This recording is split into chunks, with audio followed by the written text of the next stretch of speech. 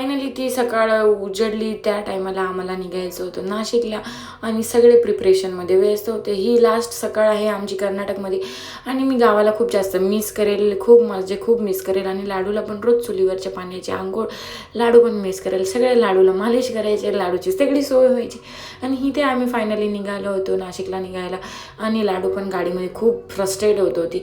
आणि नाशिकला पोचायला खूप मोठा वे होता आणि सगळे गाडीमध्ये फ्रस्ट्रेट होत होते, कारण की गाडीमध्ये सामान जास्त आणि माणसं कमी असं झालं होतं. हे आहे कर्नाटकाचं एंट्री गेट.